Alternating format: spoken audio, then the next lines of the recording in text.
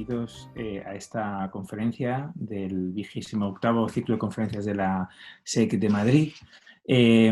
Vamos a comenzar la presentación de nuestra conferenciante de esta tarde, la profesora Patricia Cañizares Ferriz, de la Universidad Complutense. Tengo mucho gusto de presentarla y, bueno, pues una compañera, amiga, colega de departamento.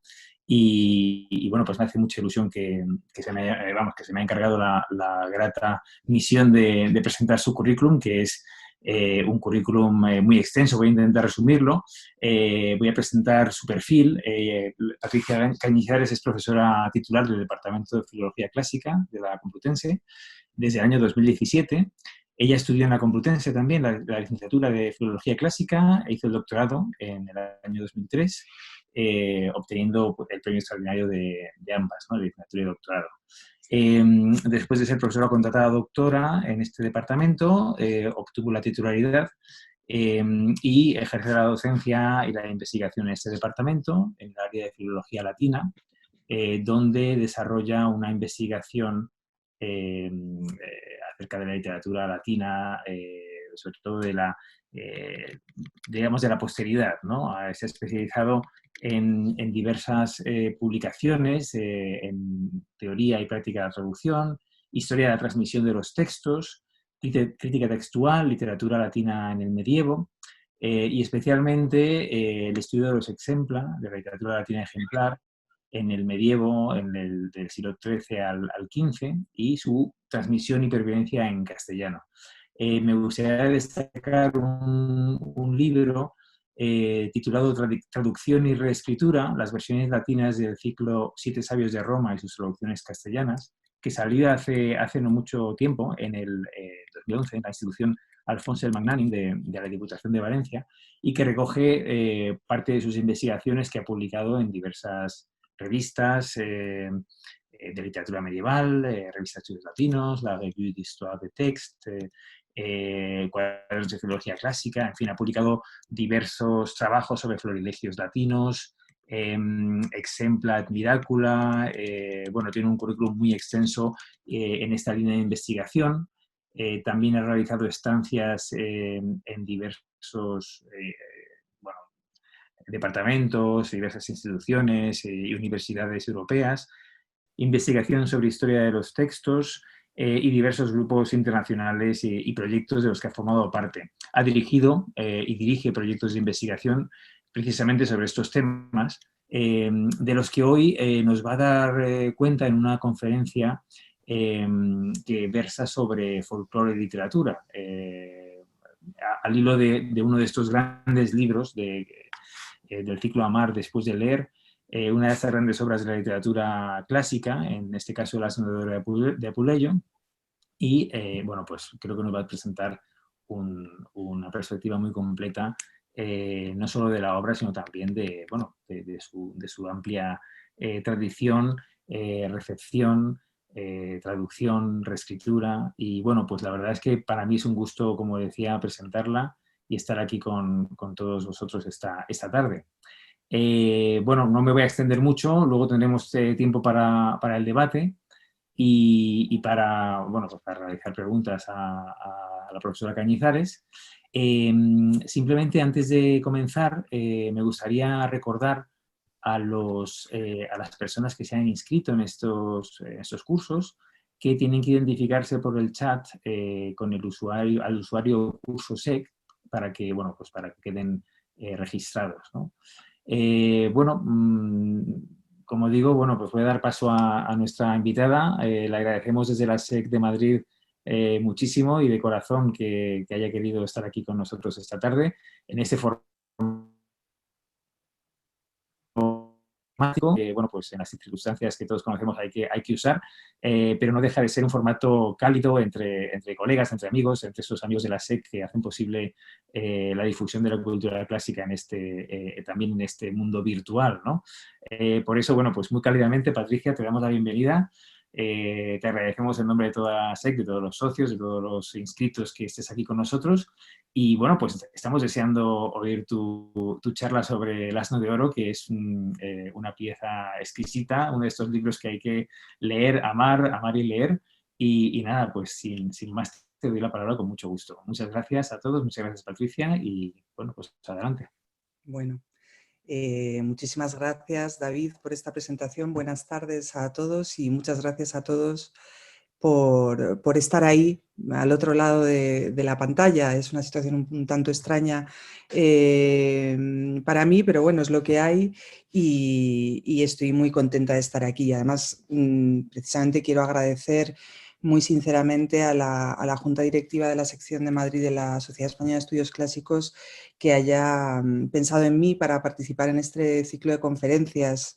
Es un ciclo de conferencias que tiene bueno, muchísima historia, mucha proyección y mucho reconocimiento. Así que yo estoy feliz por poder participar en el ciclo.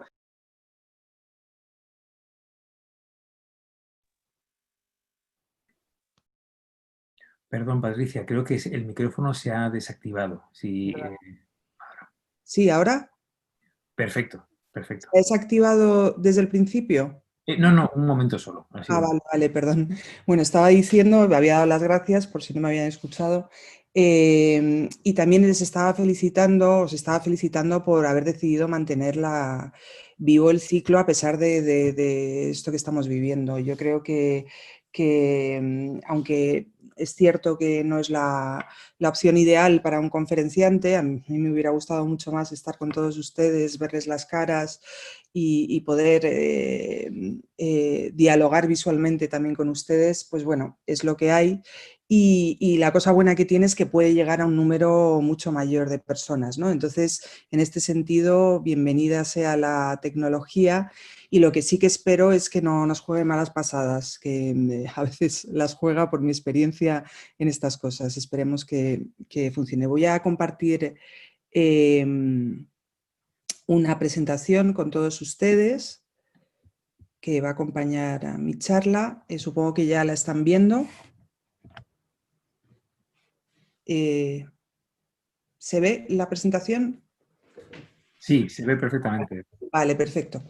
Pues muy bien. Bueno, pues a ver, en este recorrido por las grandes obras de la literatura clásica, yo hoy les voy a proponer hacer una lectura de una de las obras, yo creo, pues me atrevo a decir más originales de la antigüedad. El Asno de Oro o Las Metamorfosis, como seguramente se debió titular, si hacemos caso al título que transmite la tradición manuscrita del texto, es el único testimonio completo de la literatura latina que responde a eso que nosotros actualmente denominamos novela, es decir, una ficción en prosa.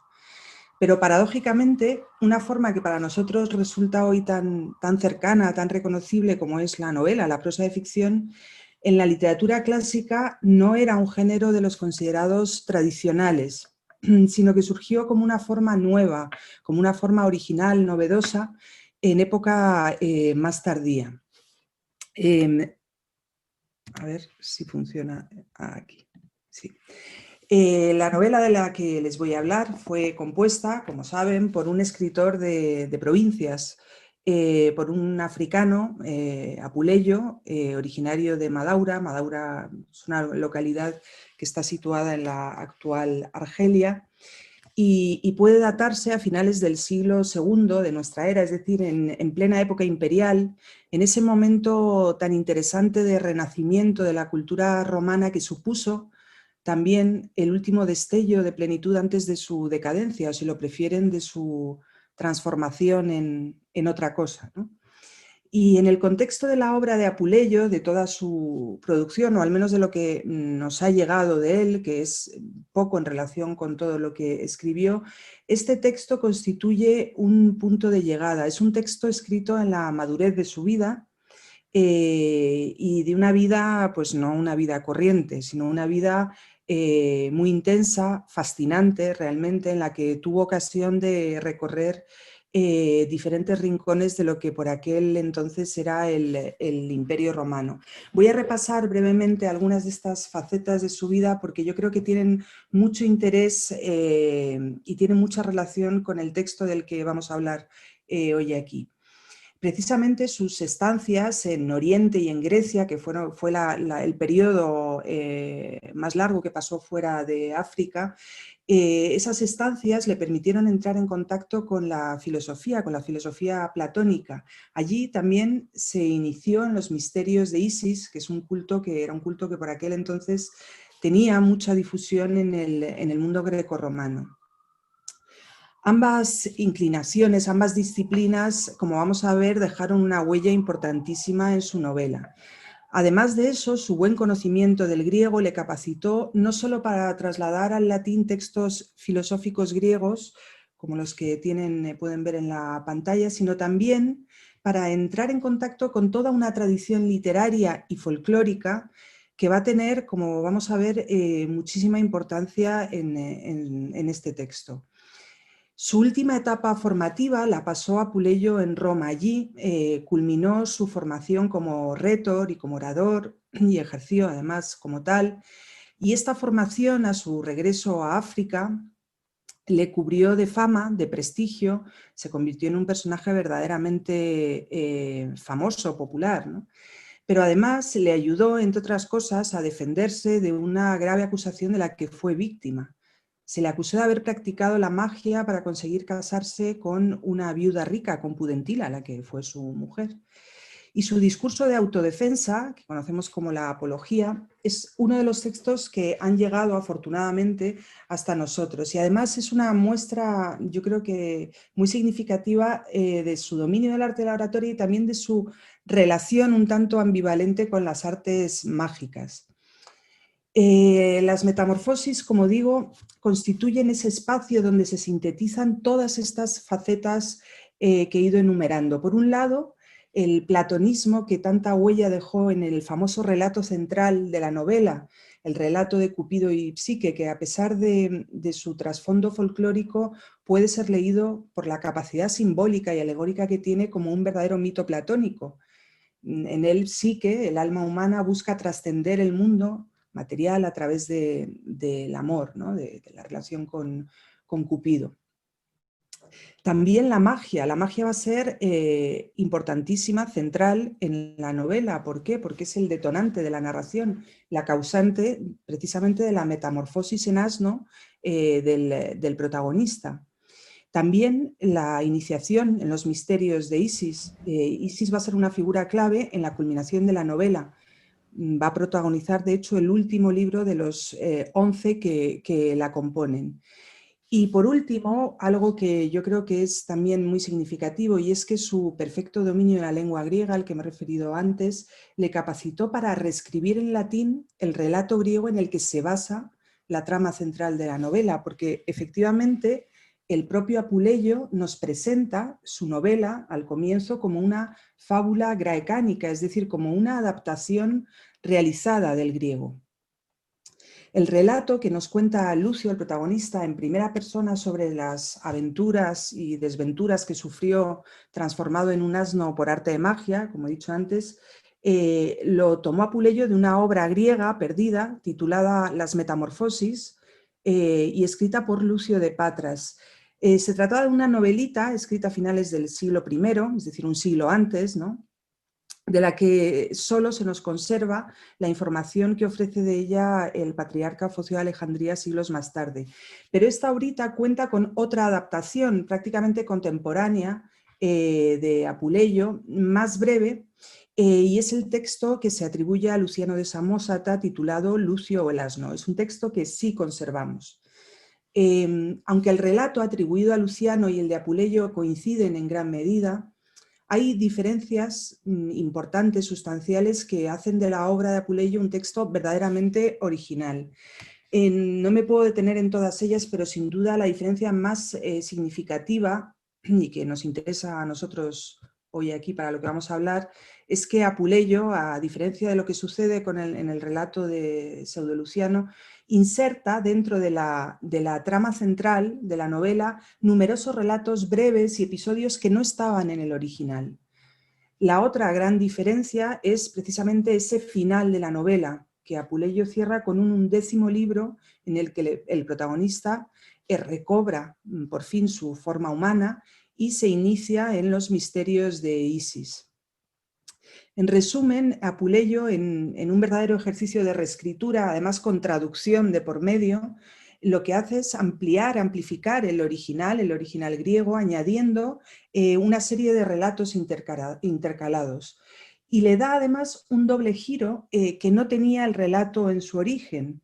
En primer lugar, un giro simbólico con la introducción de esa fábula tan larga de Cupido y Psique. Y por último, una conclusión final mística, espiritual, con esa conversión a los misterios de Isis del libro 11.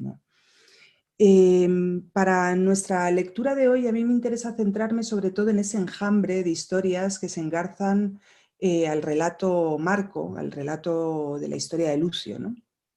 La más famosa y singular, ya la he mencionado varias veces, es el cuento de Amor y Psique, que además de ser la más larga de todas ellas, ocupa una posición simbólica, estratégica en la novela, está justo en su centro. Y en torno a ella se van hilando, por utilizar un término que el propio Apuleyo utiliza para definir su novela, es como una especie de tejido de historias, ¿no? Como digo, en torno a ella se van hilando otras 14 narraciones más breves, que ellas de diferente tono, y que cuentan historias de muy diverso tipo, pues historias de brujería, de magia, de ladrones, de adulterio. La finalidad de todas ellas, aparentemente, es amenizar la lectura, ¿no? Y así lo manifiesta el propio autor varias veces a lo largo del texto y en su propio inicio, cuando dice: quiero hilvanar para ti una serie de variadas historias y acariciar tu oído benévolo con un grato murmullo. Claro, estarán de acuerdo conmigo en que este arranque es más propio de una sesión de cuentacuentos que de una novela, al menos tal y como entendemos hoy día nosotros el género novela. Este comienzo remite clarísimamente a ese trasfondo popular de las narraciones y es precisamente este punto en el que se cruza la literatura con la tradición folclórica en el que me gustaría detenerme hoy en esta charla.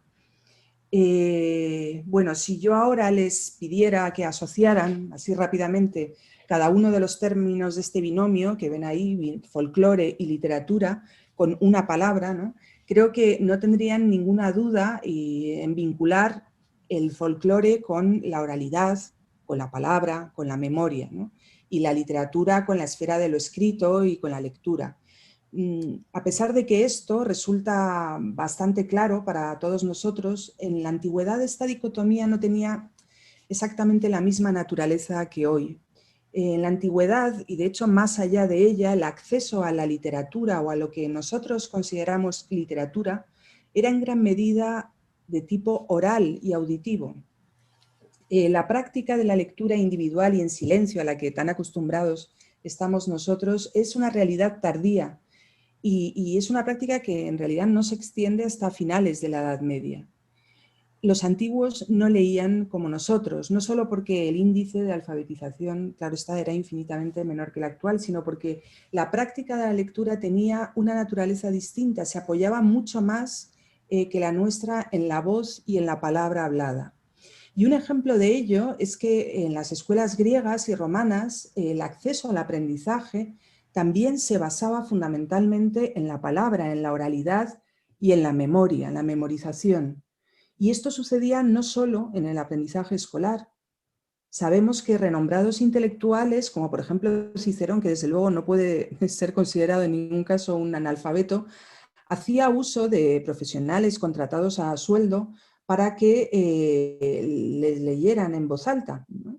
Y esto también, Suetonio cuenta una anécdota de Augusto, que precisamente también tenía por lo visto problemas de insomnio y contrataba a un cuentacuentos para que le meciera, ¿no?, los oídos y pudiera conciliar el sueño con sus historias.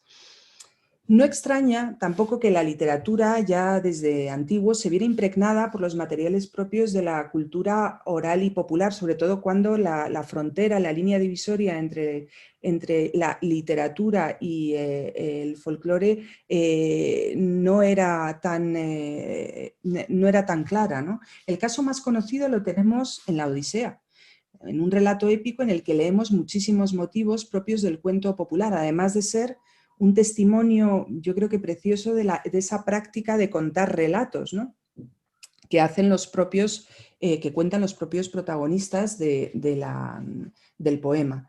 También, por ejemplo, en el género historiográfico, en las historias de Heródoto, nos transmite muchísimas variantes de conocidísimos cuentos y se podrían citar muchísimos más casos, pero bueno, no tengo tiempo para detenerme en esta cuestión. Lo que sí que me interesa es citar algunos casos quizá más cercanos a Puleyo. Por ejemplo, es muy famosa la carta en la que Plinio el Joven transmite esa famosa historia de la casa encantada, ¿no? por el fantasma. Y ya más cerca del modelo apuleyano, en el episodio de la cena de Trimalción, del satiricón de Petronio, el liberto Nicerote y el propio Trimalción amenizan el convite, amenizan la velada, haciendo muchas payasadas, pero entre otras cosas contando cuentos de hombres lobo y de brujas. Y con esto nos ofrecen, además, con esta escena, un retrato muy preciso de la importancia social que la práctica de contar cuentos tenía en la cultura antigua. Efectivamente, en la antigüedad existían cuentacuentos profesionales, fabuladores, que recorrían el territorio para ofrecer entretenimiento a la gente en las calles. Además, estaban especializados, había de distinto tipo, estaban especializados en distinto tipo de cuentos según fuera su tono y su contenido, ¿no? Les he traído una descripción de Dion de Prusa que yo creo que ilustra muy bien, aunque sea de forma un tanto exagerada, la presencia que la voz y la palabra tenía en el mundo antiguo. Dion nos describe así, como van a ver, una escena cotidiana que podría suceder en cualquier gran ciudad del imperio. Dice: he llegado a ver, mientras me paseaba por el hipódromo, a muchas personas que al mismo tiempo hacían cosas distintas. Uno tocaba la flauta, otro bailaba, otro hacía magia, otro leía un poema. Aquel cantaba, el de más allá contaba una historia o una fábula. Y ninguno de ellos impedía a los demás atender a sus ocupaciones y hacer lo que estaba haciendo. Este tipo de prácticas también aparecen en un precioso testimonio que nos transmite otra vez Plinio el Joven. Plinio comienza una de sus cartas con una alusión a la fórmula: paga un as y escucha un bello cuento, una áurea fábula, dice, que es la fórmula que seguramente utilizaban estos cuentacuentos, estos fabuladores que describe Dion de Prusa para pedir dinero por sus servicios, ¿no? Pasando la gorra, bueno, no pasarían la gorra, pero bueno, el equivalente. Además de los cuentacuentos profesionales especializados en contar historias de diverso tipo, como los que les acabo de escribir, en el mundo grecorromano las grandes contadoras de cuentos eran en realidad las mujeres. Las nodrizas, que además de cantar canciones de cuna a los niños, les contaban cuentos para calmarles o para, bueno, o para amedrentarles, según fuera la necesidad. Aunque estas historias, que se conocen como cuentos de vieja, como Aniles Fábulae, ¿no? No han sobrevivido precisamente por su carácter oral y por su especial contexto de transmisión ligado al mundo femenino y a la crianza, ¿no? Sin embargo, sí que tuvieron mucha difusión y se cuelan con frecuencia en las obras literarias. Esto es lo que sucede precisamente con el cuento de Amor y Psique, que cuenta una vieja. Tienen la imagen ahí, un grabado muy posterior, pero que retrata precisamente esa escena, ¿no?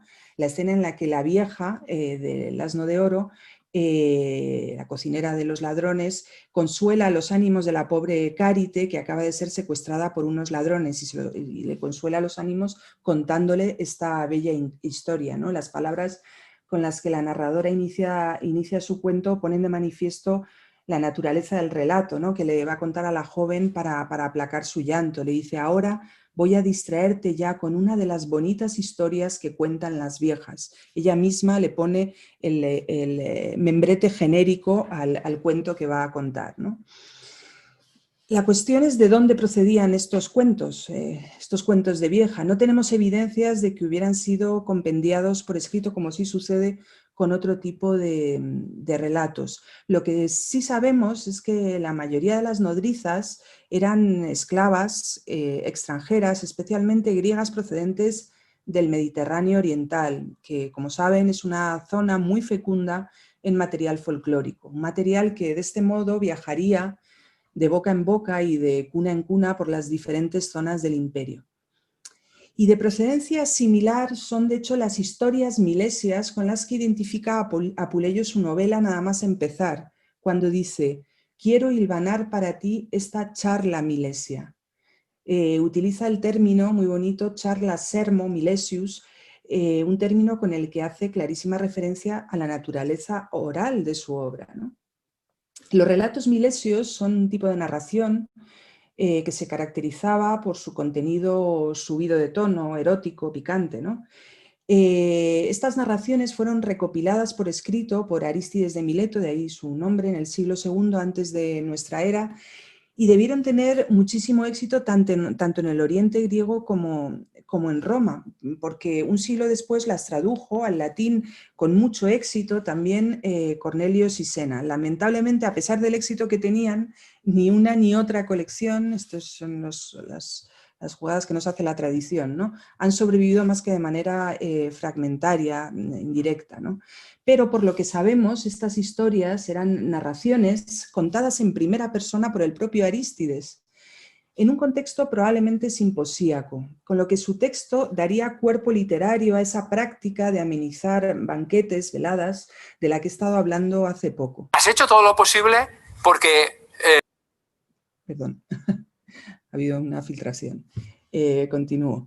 Bueno, pues en resumen, Apuleyo, como pueden ver, no solo toma de la tradición milesia unos contenidos, unos temas y un tono, sino que también toma una estructura, la estructura del relato marco contado en primera persona, dentro de la que se insertan diferentes historias que son puestas en boca del protagonista o de otros personajes de la narración.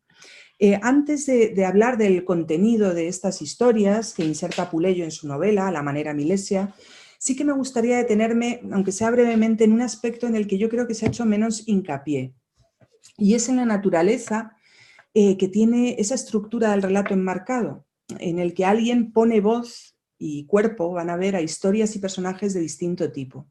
El hecho de que el autor inserte los relatos dentro de la historia marco y los presente como lo que originalmente eran, como narraciones orales, hace que el texto adquiera una dimensión teatral, performativa. Claro, con esto no quiero decir que Apuleyo se propusiera hacer de su texto una obra de teatro, aunque no se puede olvidar la importancia que géneros teatrales como la comedia o el mimo tienen en la configuración de la novela antigua y en especial en la de Apuleyo. Más bien a lo que me refiero es que a sus estrategias de composición, de escritura, se pueden entender en muchos casos como teatrales, o quizá sería mejor definirlas como teatralizantes. El autor dispone y ordena las diferentes y múltiples voces narrativas que pueblan su novela en una especie de representación textual en la que él, Apuleyo, al tratarse de un relato en primera persona, se convierte en actor y protagonista a través de la figura de Lucio, del verdadero protagonista, con una figura con la que se confunde, ¿no?, con la que se fusiona, hasta tal punto que parece ser una especie de alter ego suyo, de segunda voz. Este juego de espejos, de hecho, provocó que desde muy temprano se considerara el texto de Apuleyo en gran medida como una obra autobiográfica. Y en parte no sin razón, porque precisamente en el último libro, en ese libro 11, en el que el protagonista recobra su forma humana y se inicia en los misterios de Isis, es el más personal de la novela, y allí Apuleyo, autor, se identifica explícitamente con el Lucio, actor, ¿no?, protagonista. Pero volviendo al texto propiamente dicho, esta estratificación de la representación narrativa a la que me refiero se manifiesta textualmente en una serie de recursos, ¿no? Por ejemplo, en la continua repetición de ecos, de comillas dentro de comillas, como si se tratara de un juego de cajas chinas. También Apuleyo incide mucho en la descripción de la gestualidad de los personajes, que sitúan al lector como un espectador, como un observador de una escena, ¿no?, de una escena representada. Los protagonistas se manifiestan actuando plenamente, moviéndose, hablando, y muy pocas veces el narrador introduce acotaciones o análisis de tipo psicológico que distraigan de esta escenificación. Los personajes, de hecho, como sucede en el teatro, lo dicen todo a través de su voz y de su cuerpo, de sus gestos. Les voy a poner un ejemplo que yo creo que ilustra muy bien esto que estoy diciendo. En el libro tercero, dentro del relato marco de la historia de Lucio, y antes de que adquiera apariencia de asno, el lector asiste a una verdadera representación por medio de una narración del relato del suceso del que fue víctima el propio Lucio en la ciudad de Hípata, que celebraba la festividad del dios de la risa. Se trata de una innovación de Apuleyo y constituye además uno de los episodios más memorables de la novela, precisamente por su naturaleza teatralizante, pero en este caso van a ver también puramente teatral. Lucio, se la resumo brevemente para que se sitúen. Lucio nos cuenta que tras regresar bastante borracho de un banquete en la ciudad de Hípata, en la oscuridad de la noche, es asaltado por 3 maleantes, ¿no? A los que se enfrenta como puede y acaba matándolos. A la mañana siguiente, nada más despertar, es apresado y se le acusa de homicidio. Y sin más dilación se le somete a un juicio público que además se celebra con total solemnidad en el teatro de la ciudad. Al juicio asiste la ciudad en pleno, que ante la extrañeza del pobre Lucio no para de reír a carcajadas. Claro, imagínense la escena, la impresión del pobre Lucio, que está ahí muerto de miedo por la sentencia que le va a caer, y todo el mundo se está riendo ante este espectáculo.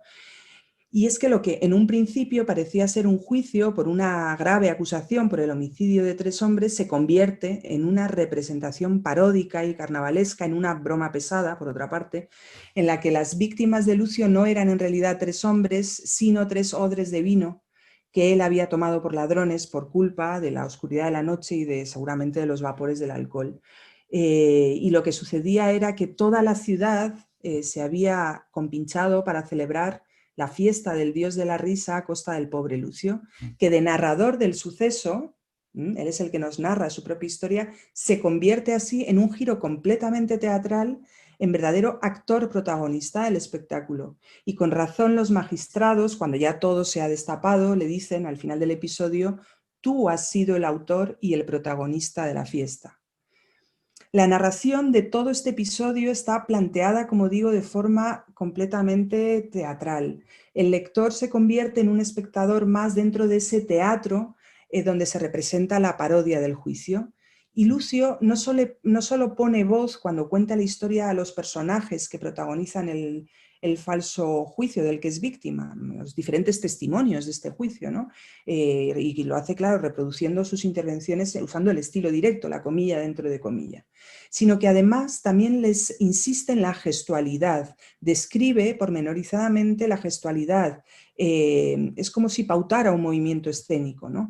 Les he traído un ejemplo que es su propia gestualidad, es decir, es una reacción, él está describiendo la reacción que tiene en plena desesperación cuando está viendo de qué está siendo acusado, ¿no? Y dice: después de estas palabras volvieron a saltarme las lágrimas y con los brazos extendidos en actitud de súplica imploraba tristemente a unos y a otros en nombre de la pública clemencia y de sus seres más queridos.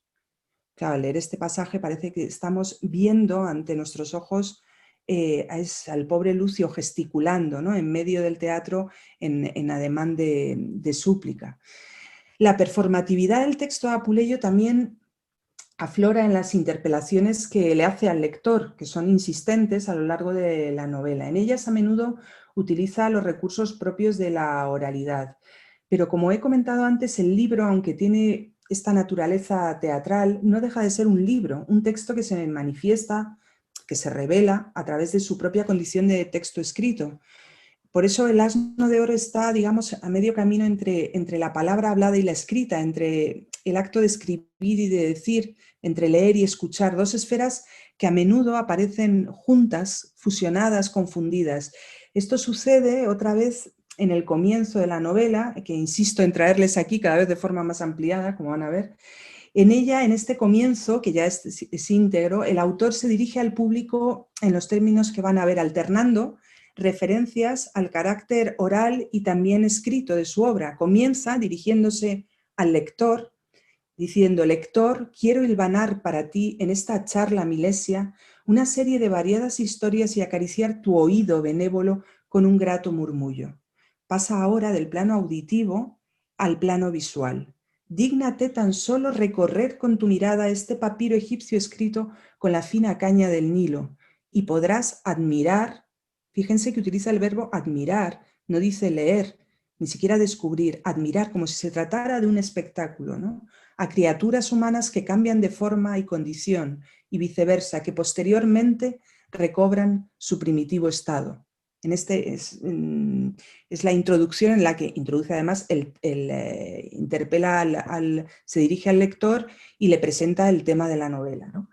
Esta convivencia del oral con lo escrito es constante en toda la obra y sobre todo en las interpelaciones al lector. Es como si Apuleyo quisiera mantener, a pesar del carácter literario y escrito de su novela, la vitalidad, el sabor oral del relato y de sus fuentes. Volvamos ahora a los relatos, esos relatos interiores de los que hablaba antes. Me voy a detener en comentar primero algunos aspectos relacionados con su contenido y con su contextualización, que yo creo que son interesantes. Como apuntaba antes, estos relatos son contados siempre por algún personaje de la novela, ya sea el propio protagonista, por Lucio, o por otros intervinientes de la narración. Además, en algunos casos, en un alarde de verdadero barroquismo literario, Apuleyo introduce no uno, sino dos niveles narrativos. Se lo explico. Por ejemplo, el relato de las brujerías de Méroe, que está en el libro primero, es contado por uno de los protagonistas de otro relato, el anterior, el de Sócrates y las brujas, que a su vez cuenta Aristómenes, un compañero de viaje de Lucio. La estratificación de la narración aquí es tal que la trama central, la historia de Lucio, se diluye completamente en la narración, y es algo parecido a lo que sucede con el cuento de Cupido y Psique, que aunque no tiene varios niveles narrativos, tiene una extensión y una naturaleza que deja en pausa el discurrir de las aventuras de Lucio, hace que verdaderamente nos olvidemos completamente de él y de su desgracia, ¿no? A ello contribuye también el hecho de que se trate, en el caso del cuento de Cupido y Psique, de una verdadera fábula, es decir, de una narratio ficta, de una ficción. Como dice la vieja que lo narra, una de esas bonitas historias que cuentan las viejas. Esto no sucede con el resto de los relatos, en los que las historias narradas son presentadas como verídicas, bien porque las presencia el propio Lucio, o que le suceden a él, o porque las cuentan como tales otros personajes de la narración. Como pueden ver, estos relatos enmarcados en ellos conviven dos naturalezas narrativas de trasfondo popular. Esas narraciones de tradición milesia, que son presentadas como verídicas, junto con los cuentos de vieja, que son verdaderas narraciones ficticias, que además, como sucede aquí en el caso del cuento de Cupido y Psique, desarrollan contenidos maravillosos y entroncan con el mito, ¿no? Apuleyo además nos ofrece un verdadero surtido de escenarios para ambientar ese acto de narrar, ¿no? Escenarios que apuntan a las prácticas orales de las que he estado hablando hace poco. Por ejemplo, hay varias narraciones que son contadas para amenizar un banquete, que es el caso de la aventura de Telifrón o el relato de la muerte de los 3 ladrones.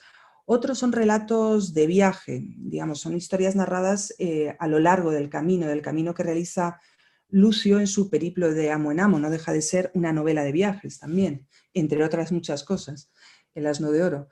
Incluso a veces Apuleyo se preocupa por describir el ambiente, el lugar, la ambientación en la que se desarrolla, en la que se enuncia la narración.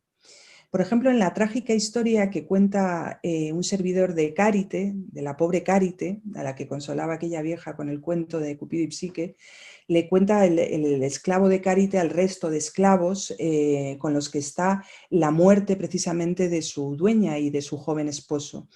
Y Apuleyo describe de este modo la escena en la que se va a desarrollar la narración. Dice: sentándose al amor de la lumbre entre la numerosa cuadrilla de sus compañeros de esclavitud, refirió el siguiente relato. Claro, con esta descripción tan plástica cambia ese ambiente simposíaco de otras narraciones por esta humilde confraternización de esclavos en torno a un fuego, que es una imagen que todos asociamos clarísimamente con el acto de contar cuentos, además. Si nos detenemos a analizar el contenido y las fuentes de estas historias, veremos cómo en ellas Apuleyo no se limita a trasladar sin más un material folclórico. Todo lo contrario, estas narraciones le sirven para establecer un diálogo muy productivo, muy creativo con su tradición, con la tradición tanto folclórica como literaria. Les voy a mostrar esto con el análisis de uno de los relatos interiores. Se trata del relato de la madrastra malvada que cuenta Lucio siendo todavía un asno, es un asno que tiene todavía cabeza, raciocinio humano, y puede ver y contar historias, ¿no? Nos la describe esta historia, nos la cuenta, mejor dicho, en el libro 10, el libro justo antes de que recobre su forma humana. La historia en cuestión se nos presenta de nuevo como un suceso verídico que narra lo que le pasó al decurión donde se hospedaba el amo de Lucio de aquel entonces, que era un soldado. Lucio va pasando de amo en amo, ¿no? De ahí que sea como ese hilo de viajes, de saltos de lugar en lugar y de amo en amo. El tema del relato, como verán, les va a sonar mucho. Cuenta el amor de una madrastra por el hijo de su marido, nacido de un matrimonio anterior. Seguro que al oír esto ya les ha venido algún conocido mito a la cabeza. Pues ya verán cómo efectivamente es así y están conectados. Esta madrastra intenta reprimir su deseo, pero no tarda en sucumbir al amor por el joven. Le manda a llamar, le insiste y le acaba declarando su amor, ¿no? El joven, asustado, al principio responde con evasivas, pero tras pedir consejo a un viejo preceptor suyo, a su maestro, decide poner tierra de por medio, huir. La insistente mujer no ceja en su empeño y le persigue, y cuando se da cuenta de que lo que está haciendo el joven es darle largas y que nunca va a acceder a su amor, lo que hace es tramar una cruel venganza con ayuda de un esclavo. La mujer prepara unos venenos para acabar con la vida de su hijastro, pero el destino hace que, por error, quien tome el veneno no sea el hijastro, sino el verdadero hijo que ella había tenido con el padre, con su marido. Claro, ante tal situación, ella acusa al hijastro de haber envenenado a su medio hermano y, por si no fuera poco, esta acusación añade la de haber querido violarla. El joven es acusado de este doble crimen, de fratricidio e incesto, y cuando el pueblo está a punto de acabar con su vida a pedradas, los magistrados defienden la necesidad de celebrar un juicio, de nuevo un juicio. Como pueden imaginar, Apuleyo era un gran amante de los juicios. Hemos hablado antes de un juicio y aquí tenemos otra descripción, van a ver bastante minuciosa, de otro juicio. Se celebra este juicio en el que intervienen como testigos el esclavo con pinche de la madrastra y, sorprendentemente, aparece el médico al que adquirió el veneno el esclavo, que es quien destapa a los verdaderos culpables del crimen. Y para rematar, el médico confiesa, esto es todo muy novelesco, que el veneno no era tal, sino que era un somnífero, en realidad, que le había proporcionado porque sospechaba las intenciones del esclavo. Y así van todos a desenterrar al hijo, que despierta del letargo, y cuando se aclara todo, los jueces efectivamente dictan sentencia, condenan al esclavo con la crucifixión y a la madrastra con el destierro perpetuo. Y con este sorprendente giro y final feliz termina la narración. Es una narración bastante extensa, es de las más largas después de la de Cupido y Psique. Claro, estoy segura de que la primera parte del relato, donde se cuenta la historia de la madrastra enamorada de su hijastro, que es rechazada por él y que toma venganza, pues claro, les ha recordado a la variante clásica de este tema más conocida, que es la de Hipólito y Fedra, ¿verdad? Efectivamente, ambas historias son variantes de un viejo motivo de largo aliento, tanto en la literatura como en la tradición oral. Sería imposible enumerar aquí todas las variantes que transmiten este motivo, pero para que se hagan una idea de su alcance, les diré que las versiones más tempranas surgen en la zona del Mediterráneo oriental entre el segundo milenio y el siglo V antes de nuestra era, y tienen su origen de nuevo como aquellas historias milesias o como los cuentos de vieja en Oriente Próximo. De estas, del grupo más primitivo, surgido en la zona de Oriente Próximo. La versión más famosa es la conocidísima variante de José y la mujer de Putifar, que leemos en el Génesis. Pero también hay otras que ven detalladas ahí, otras realizaciones primitivas del tema. No me puedo detener en todas ellas, sí que quiero hacerles un cuadro para que, bueno, se hagan una idea general de la proyección que tiene este tema. No solo por las numerosas variantes, sino también por el larguísimo arco de tiempo en el que se desarrollan, ¿no? Siguiendo un recorrido similar al de otras tradiciones, este material se expandió muy pronto desde Oriente Próximo hacia Grecia, cristalizando en las diferentes variantes que transmite el mito clásico, que son las que pueden ver en la pantalla. Entre ellas, claro, la más conocida es la de Hipólito y Fedra, pero hay muchas otras, como pueden ver. Hay alguna otra más, pero bueno, estas son las principales. A estas versiones, en el mundo grecolatino, se añadirían posteriormente otras variantes, las variantes novelescas, por ejemplo, la de Apuleyo, y también hay una variante en otra novela, en este caso en Heliodoro, que vamos a verlo más tarde. El motivo, a su vez, también se expandió desde época temprana hacia el este y entró en contacto con la tradición indo-persa, tradición que también nos ha dejado muchísimas variantes. Entre ellas quiero destacar yo por su trascendencia posterior y por las numerosas variantes que comprende, la conocida como Sendebar, que es la que tienen señalada, que además comparte con la de Apuleyo, por eso me interesa especialmente, algunos ingredientes temáticos que no contienen ni las versiones griegas ni tampoco las versiones próximo-orientales. De hecho, la historia que cuenta Apuleyo se puede dividir en dos partes muy diferenciadas, como habrán visto, ¿no? La primera parte, que narra el enamoramiento de la madrastra, sus intentos de seducción, el rechazo del hijastro y la falsa acusación y el castigo, etcétera, conforman el embrión narrativo del motivo. Estos ingredientes temáticos son compartidos por todas las variantes, tanto occidentales como orientales, con ligeras diferencias. En el caso de Apuleyo, por ejemplo, él introduce una innovación, que es que introduce en esta parte la figura esta del hijo, del medio hermano, que no aparece en otras variantes. Y por tanto añade a la acusación del intento de violación otra, que es la de fratricidio, ¿no? Hace la historia algo más compleja. Me voy a detener en el tratamiento que hace Apuleyo de esta primera parte, porque es muy interesante. A pesar del origen folclórico de su historia, de su versión, Apuleyo es muy consciente de la tradición literaria que la historia tiene a sus espaldas y remite intencionadamente al tratamiento trágico del tema, haciendo una alusión velada, pero desde luego clarísima para sus potenciales lectores, a la tragedia de Fedra e Hipólito, cuando dice, ahora, lo hizo justo al empezar el relato y a anunciar el tema, ¿no? Ahora, querido lector, ten presente que estás leyendo una tragedia, no un cuento. Dejemos las sandalias y calcemos el coturno, es decir, quítate el calzado sencillo de la comedia y ponte el de la tragedia, ponte los tacones, ¿no? Súbete al coturno, que nos vamos a poner serios, ¿no? Ya vamos a cambiar de tono.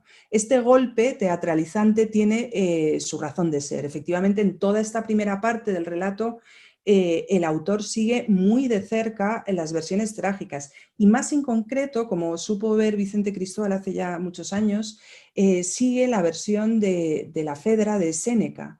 De hecho, muchos de los detalles de la narración coinciden con la versión del cordobés. No puedo detenerme en enumerar todos, les he puesto la referencia al trabajo de Vicente Cristóbal, donde hace una comparación muy minuciosa precisamente entre los dos textos. Pero, por ejemplo, Apuleyo ambienta la historia en Atenas y no en Trecén, como sucede en Eurípides, introduce el detalle de la egritudo amoris, de la madrastra, de esa enfermedad, o sea, de la enfermedad causada por el amor, ¿no? El amor por el hijastro, y luego el más significativo quizá es la declaración directa al hijastro y no mediante la nodriza, ¿no? Como sucede en Eurípides.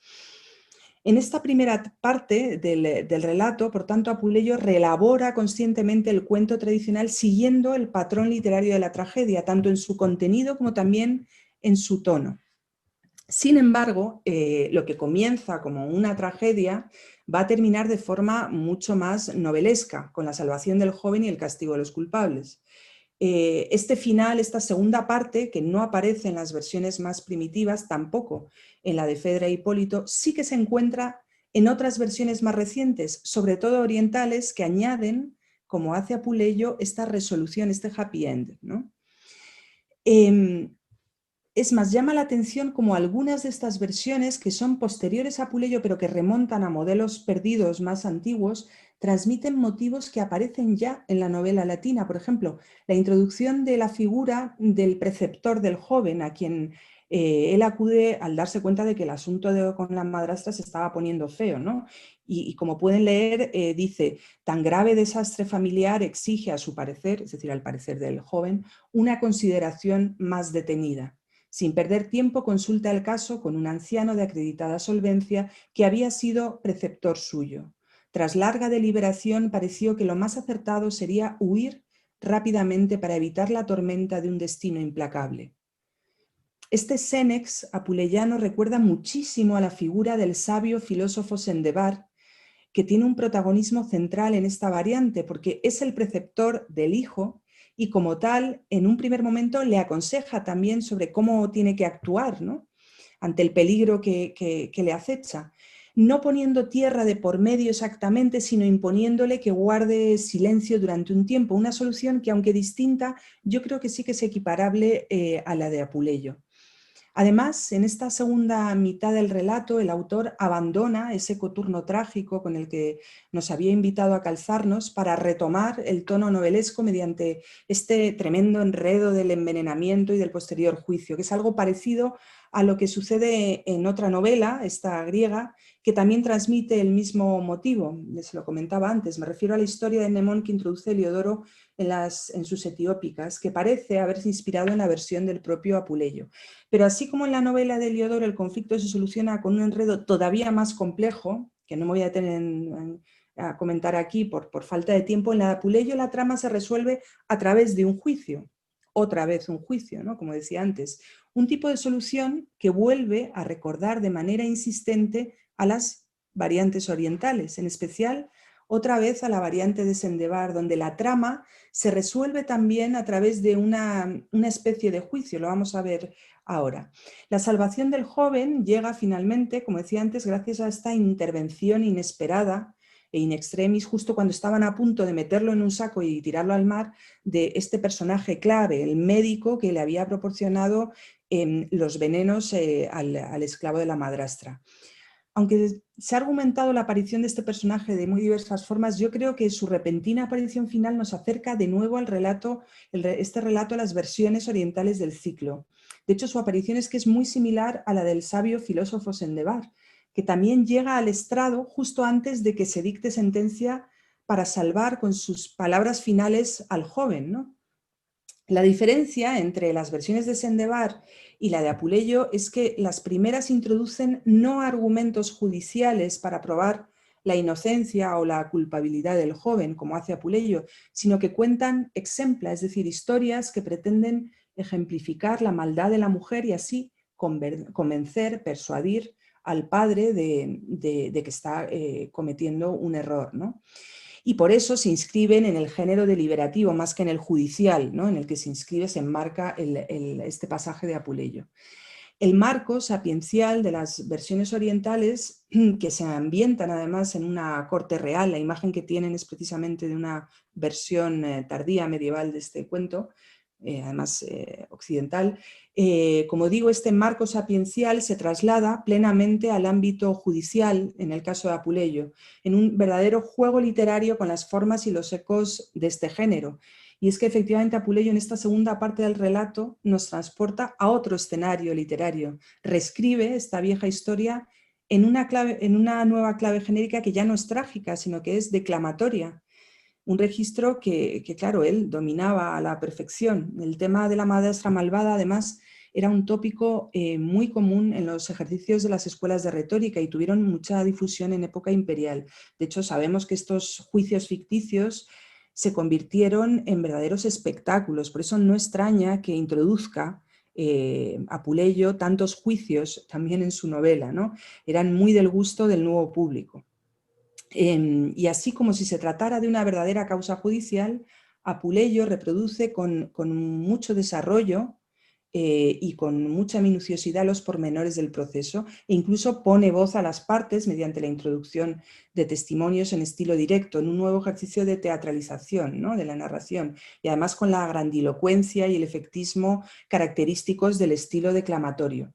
Aunque el episodio del juicio es muy largo, me van a permitir que leamos al menos un pasaje, el pasaje en el que irrumpe de forma completamente teatral este médico, ¿no?, para salvar al joven justo en ese momento crítico en el que se iba a dictar sentencia de muerte contra él. Dice así: ya las papeletas, todas iguales, pues todos habían coincidido en escribir la misma fórmula, iban a recogerse, según costumbre inmemorial, en una urna de bronce. Y una vez depositados dentro los votos, ya era irrevocable la suerte del acusado, sin que ningún recurso posterior pudiera cambiar nada. Su cabeza pasaba a manos del verdugo. En ese instante, uno de los senadores, un anciano del mayor prestigio y reconocida honorabilidad, que además merecía especial solvencia como médico, tapó con su mano el orificio de la urna. Fíjense, hago un inciso de nuevo, en esa insistencia en la gestualidad de los personajes, ¿no? Todos estamos viendo, configurando esa imagen en nuestra mente de este médico poniendo la mano encima de la urna, para que nadie votara con precipitación, y habló en estos términos a la asamblea: a mis años, es para mí gran satisfacción haber conservado siempre vuestra estima a lo largo de mi vida, y no puedo tolerar que se consume un homicidio manifiesto en la persona de un acusado, víctima de falsas imputaciones. Estas palabras, ¿no?, las concluye luego con un largo discurso, todo el testimonio sobre, claro, la verdad de los hechos, que va a ser clave para que se resuelva la trama. En fin, a través de esta narración, Apuleyo, como pueden ver, relabora un material de clarísimo color folclórico, como es el cuento de la madrastra malvada, y lo modela de forma original, jugando con la tradición literaria que tanto él como sus lectores conocían. Nos transporta así a diferentes escenarios y registros, ¿no?, de la fábula a la tragedia, pasando por la oratoria, para devolver la historia finalmente a lo que en origen era, un cuento con final feliz.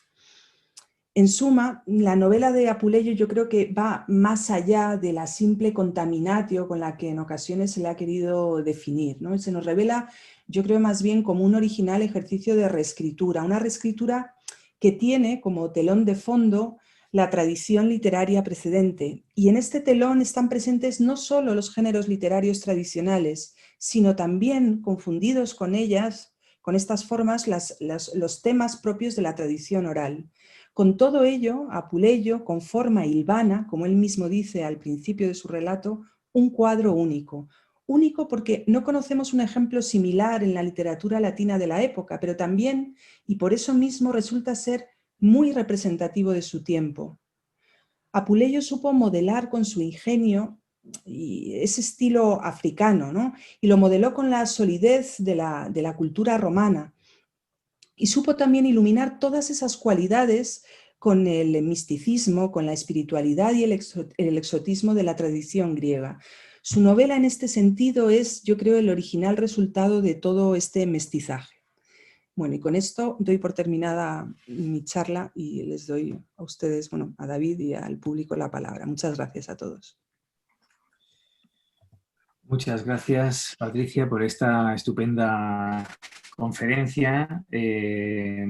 Bueno, que la verdad nos ha abierto muchos caminos, muchas cuestiones sobre esta siempre apasionante narrativa patrimonial, que es casi como, en fin, una especie de pozo común de narraciones que vamos viendo en muchas literaturas también de otras latitudes, ¿no?, y de otras culturas. Bueno, yo creo que has mostrado muy bien qué tipo de narrador es Apuleyo y en qué corriente también de la narrativa popular se puede inscribir, se puede comparar, ¿no?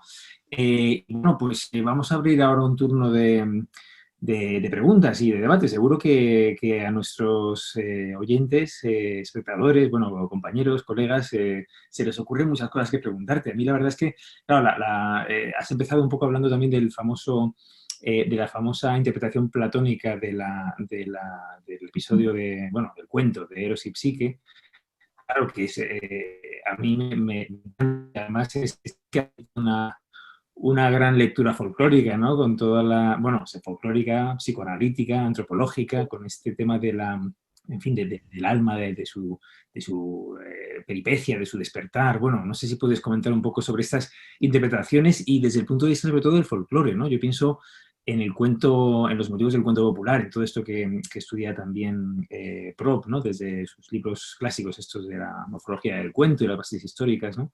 A mí me llama mucho la atención la riqueza de esta narrativa patrimonial, ¿no? Y cómo a partir de cierto momento de la teoría de la literatura y de los estudios sobre literatura antigua, de repente se empieza a trenzar esas asociaciones tan sugerentes con el mundo onírico, con el mundo del folclore, con el mundo de la, en fin, de la comparatística, ¿no? No sé si podrías comentar un poco más estas interpretaciones, ¿no?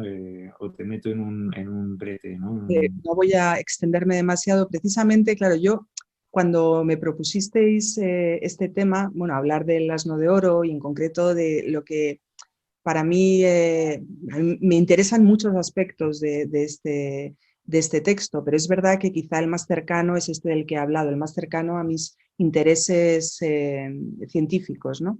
Y estuve pensando, claro, qué cuento escoger para ejemplificar el arte de contar de Apuleyo. Y decidí no escoger el de Cupido y Psique, aunque he hecho mucha referencia a él porque tiene una importancia central, precisamente porque yo creo que es el más conocido, aunque tiene, insisto, una importancia central, precisamente porque en él convergen muchos elementos interesantísimos, elementos del cuento popular propiamente dicho, pero también que aparecen en el mito. Ahí está la cuestión de cómo se configura, es decir, si las figuras mitológicas que aparecen son adaptaciones, digamos, son incluidas a un cuento popular o viceversa, la adaptación se hace en el otro sentido. Es muy difícil establecer esas fronteras, ¿no? Sobre todo en una trama de la que conservamos variantes, pero sí que es verdad que esta es la variante de la literatura antigua. Hay variantes, por ejemplo, hay variantes de cuentos africanos que transmiten el mismo motivo, hay muchísimas variantes con esta temática, pero sí que es verdad que transmite motivos que aparecen, no solo está el mito porque aparecen personajes mitológicos, sino que hay elementos que aparecen en el mito. Está, por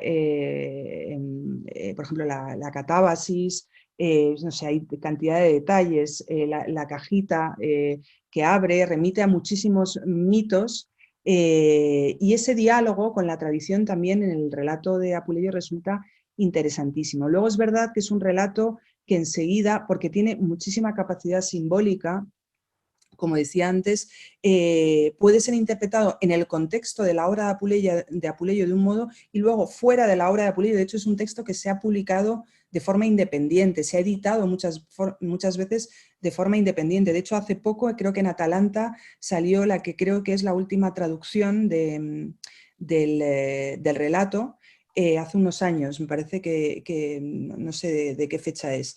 Y es una traducción del relato al margen del asno de oro, ¿no? Como relato independiente, porque es verdad que supone un paréntesis, un inciso, una pausa en toda la narración.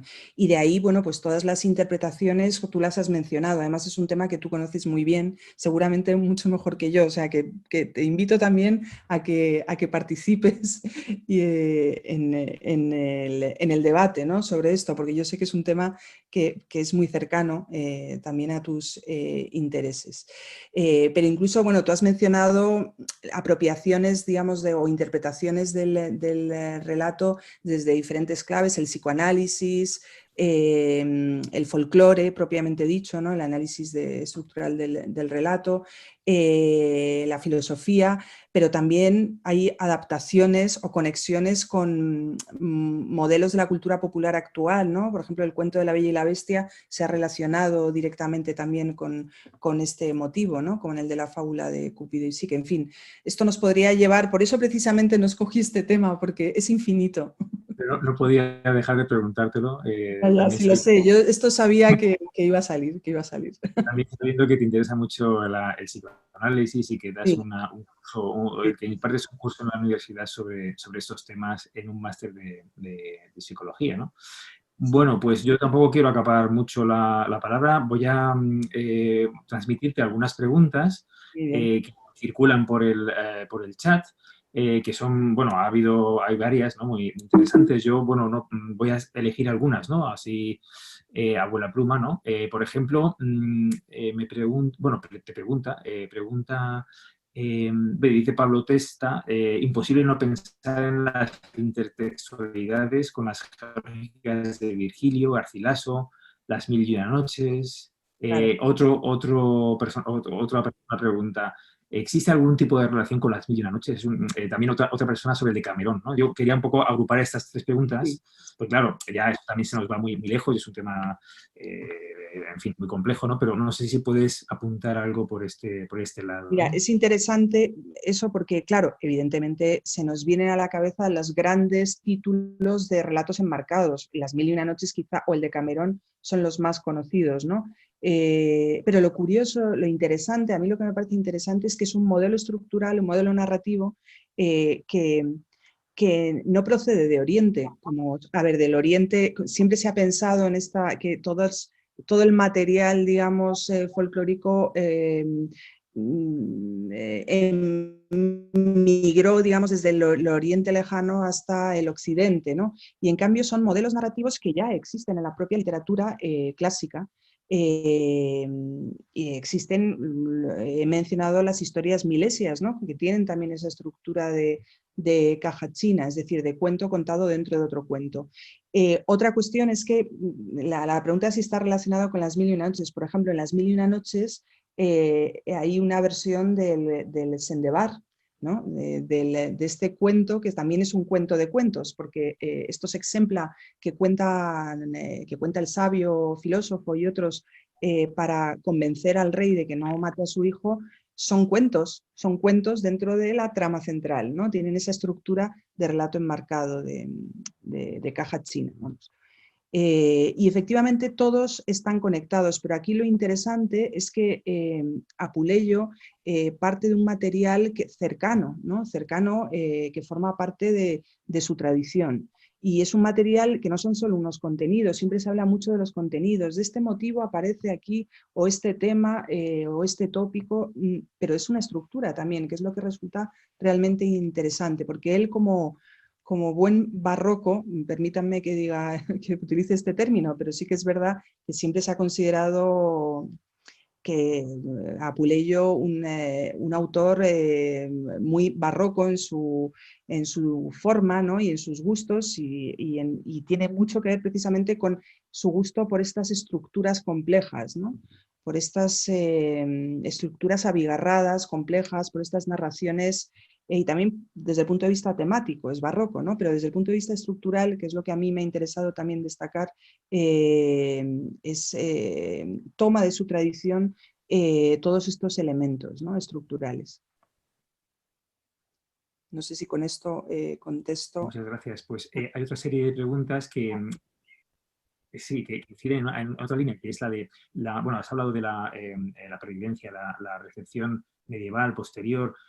Hay una serie de preguntas que tratan el tema de la relación con la novela, ¿no? Y cómo todas estas obras encajan, en cierto modo, pues, bueno, preguntan cómo, por ejemplo, influye en la génesis de la novela posterior. Se habla también de los relatos de las etiópicas, de la novela antigua, cómo se relaciona, pregunta Golye, bueno, supongo es un apodo, ¿no? O un nombre, vamos, un nombre abreviado. ¿Cómo se relacionan la reunión de relatos, cómo se relaciona esta reunión de relatos con la novela bizantina, por ejemplo? O otra persona, Jesús, creo que apunta también, bueno, que es muy interesante ver también aquí el origen de nuestro Quijote, como has, bueno, en fin, no sé si puedes comentar un poco por este lado de la relación con la novela posterior, medieval, bizantina, moderna, cómo se relaciona esta unión de estos relatos en obras en caja, ¿no? Con esta tradición. Bueno, voy a intentar contestar más al hilo del asno de oro, precisamente porque es un tema, son preguntas que abordan muchísimos temas, ¿no? Pero sí que es verdad que esto del relato enmarcado es curioso porque la forma, la estructura del relato enmarcado, digamos que vuelve al occidente europeo, esta vez sí desde Oriente, a través, por mediación bizantina, ¿no? Pero a partir de estos modelos, tipo el Sendebar o el Panchatantra o colecciones conocidas, ¿no? Un poco por todos, que pasan al occidente medieval, en su mayor parte por mediación siriaca y luego bizantina, y llegan, esa estructura del relato amargo que ya existía en la tradición antigua, pero llega de primera mano y es, digamos, importada a las literaturas vernáculas en la Edad Media. Y esto es interesante porque de algún modo convergen las dos tradiciones, se juntan esas dos tradiciones. Y en el caso del asno de oro es interesante también porque, claro, hay toda esta tradición que a partir sobre todo del siglo XII, XIII, empiezan a llegar toda esta serie de relatos, se empiezan a traducir al castellano y a otras lenguas vernáculas, y empiezan a ejercer una influencia, a crear unos modelos que luego, con el paso del tiempo, irían configurando lo que nosotros consideramos como novela. Entre ellos está también, por ejemplo, el de Camerón, ¿no? Pero luego en el caso del asno de oro es muy interesante porque hay una traducción que además se sigue publicando, es conocidísima, la primera traducción castellana de Diego López de Cortegana, que esa sí que he tenido ocasión de trabajar en ella desde otra perspectiva, más libraria, digamos. Diego López de Cortegana traduce por primera vez al castellano el asno de oro a principios del siglo XVI, y esa traducción se convierte en un modelo decisivo para que también se vea la importancia de las traducciones a la hora de generar y de desarrollar géneros literarios nuevos, ¿no? De importar géneros literarios. Tiene una influencia enorme precisamente, estamos hablando a principios del siglo XVI, en toda la configuración de la novelística, en el caso de la novelística hispánica, ¿no? Entonces es interesante cómo convergen, hay unos gustos, hay ya unos modelos precedentes que proceden de la Edad Media y que vienen, dependen de modelos orientales, pero que convergen con otros modelos que ya en época, con un espíritu más humanístico, se empiezan a traducir. Y ahí es donde Apuleyo vuelve a dialogar de forma muy bonita con Oriente, siglos después, ¿no? A través de la traducción esta emblemática de Diego López de Cortegana, que, insisto, se puede leer todavía, se sigue publicando, además prologada, si no recuerdo mal, fantásticamente por Carlos García Gual, que es el gran especialista, como todos saben, en novela antigua, medieval también y moderna. En fin, tú que eres conocedora, tan buena conocedora de la latinidad medieval, ¿no? Y de toda la importancia del medievo, claro, es que ahí parece que se funden esas tradiciones, la vía popular, digamos, y la vía también de la gran literatura culta, ¿no? De cómo se noveliza también el mundo de Troya, de la Neira, ¿no? El Román de Troyes, todas estas historias que vienen a fundir mucho, por ejemplo, los Gesta Romanorum, ¿no? Que es esta también compilación moralizante, ¿no? De muchos cuentos que luego, bueno, pues es que en los autores posteriores, ya de los siglos, en fin, del siglo nuestro de oro o en Shakespeare, ¿no? Aparecen como estos argumentos, es como si fuera esto una especie de pozo riquísimo, de filón de argumentos, donde están estos temas del folclore acrecidos por toda la cultura clásica, ¿no? Las obras más cultas, ¿no? de la épica latina, etc. Y es que la Edad Media qué importante es, ¿verdad? Para esta configuración de la literatura posterior, ¿no? Pero fíjate, perdona que te interrumpa, puedo intervenir, ¿no? Es que has sacado un tema que a mí me fascina mucho, que es esa separación, ¿no? Tú hablabas en la Edad Media, sobre todo, claro, de cómo se dan la mano los modelos cultos, digamos, con lo popular. Claro, pero ahora la cuestión es, yo creo que esta es una visión un poco romántica, decimonónica, entre el folclore, como si fuera algo que está fuera de... o sea, que pertenece a una tradición distinta, ¿no? Es una tradición distinta, es verdad que no son textos de escuela, no forman parte del canon, pero yo creo que los autores medievales, y además su manera de apropiarse de los textos dice mucho de ello, lo consideran también parte de su cultura, ¿no? Y no como algo inferior, y de hecho a partir del siglo XII lo integran, como tú bien has dicho, plenamente en esa literatura culta, ¿no? Lo ensamblan a los modelos cultos. Entonces, esa separación en la que insistimos, ¿no? De lo folclore, que es lo bajo, porque, por ejemplo, la novela de Apuleyo está trufada de folclore, pero no está dirigida ni mucho menos a un público inculto, todo lo contrario. Todo lo contrario, está dirigida a un público muy culto, porque si no, ese público no podría entender todas estas referencias y guiños que le hacen, ¿no? Entonces, eso es lo curioso, que todo eso forma parte también de la tradición, tanto en la antigüedad como en la Edad Media. Y esa dicotomía, has mencionado una obra que a mí me gusta mucho, los Gesta Romanorum, donde precisamente se unen esas dos facetas, ¿no?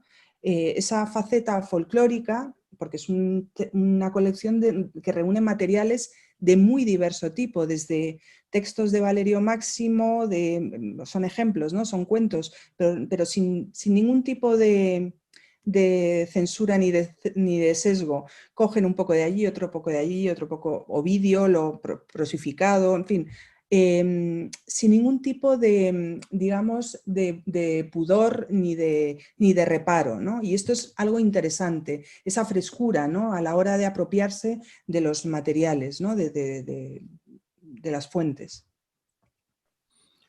Pues bueno, pues muchas gracias. Bueno, era un pequeño comentario para resumir algunas de las cosas que se dicen aquí por parte del público. Por ejemplo, una intervención ahora mismo de Pablo dice: el cambio de amo desde Apuleyo al Lazarillo, pasando por las cortes arábigas y al Andaluz, es increíble. Me remite a la frase de Borges: nuestra tradición es el universo. Sí, Y bueno, pues no sé si, vamos, claro, es que este es el germen de toda literatura posterior. Bueno, Borges, bueno, y de hecho, aquí, Shakespeare, ¿no? en el Lazarillo, en toda la conformación de la picaresca, de la novela picaresca, esa traducción que menciona de Cortegana es muy significativa, es muy emblemática, es muy importante.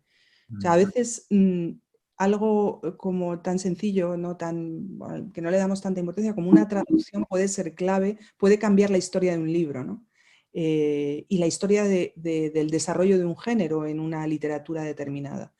Y este yo creo que es un caso muy significativo. Ese hubiese sido mi otro tema para hablar, que también me gusta mucho el tema de la traducción, pero bueno, eso me llevaba a otros lugares.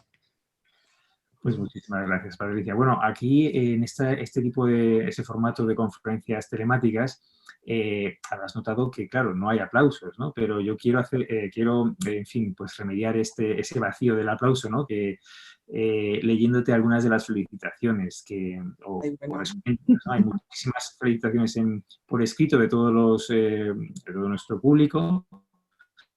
Que es numeroso, ¿no? Son ahora mismo en vivo pues 73, si no cuento mal, que nos dicen, en fin, que hablan de lo mucho que han aprendido, de lo clara que ha sido tu conferencia, reveladora, sobre una novela con tanto trasfondo por parte de Samuel. Muchas gracias, dice Olimpia, estupendo, Rosa Manzanares, en fin, Eugenia, maravillosa exposición. Bueno, interesantísima, brillante. Esos son los aplausos, Patricia, así que te los transmito con No, mucho... bueno, pues con ya me voy a mucho abonar a la modalidad virtual porque me encantan estos aplausos y os lo agradezco muchísimo. y también incluso se alaba tu excelente dicción y tu tono de voz muy agradable, que además bueno, es curioso que hay algunas, es decir, que incluso es que la presentación formal ha sido estupenda y todos coinciden en esto, así que un aplauso de verdad de corazón y un agradecimiento por tu clase magistral, que ha sido excelente. Y bueno, pues simplemente quiero agradecer en nombre de la SEC, de la sección de la Delegación Provincial de Madrid, de nuestra sociedad, tu estupenda charla, que hemos aprendido muchísimo, la verdad, y en fin, mil gracias por esta lección que nos has dado. En fin, no sé si quieres añadir alguna cosa más. Solo una cosa, mira, lo digo ahora porque al principio cuando me has presentado diciendo, bueno, mi currículum y tal, se te ha olvidado una cosa que para mí hoy es lo más importante de mi trayectoria, y es que yo he crecido con la Sociedad Española de Estudios Clásicos, porque formé parte de su junta directiva durante muchísimos años y para mí fueron unos años maravillosos que recuerdo con muchísima alegría y con mucha emoción. Entonces, por eso precisamente para mí estar hoy aquí es doblemente alegre, ¿no? Y es un acontecimiento que me da muchísima alegría, no solo por estar rodeada de amigos, de gente conocida, sino también por lo que significa para todos nosotros y para mí personalmente la Sociedad Española de Estudios Clásicos. Y ya está. No sé si se me oye. Porque, David está muy en casa. Sí, sí, perfecto. Totalmente. Pues Nunca nada más, me he sentido muy en casa. Sí.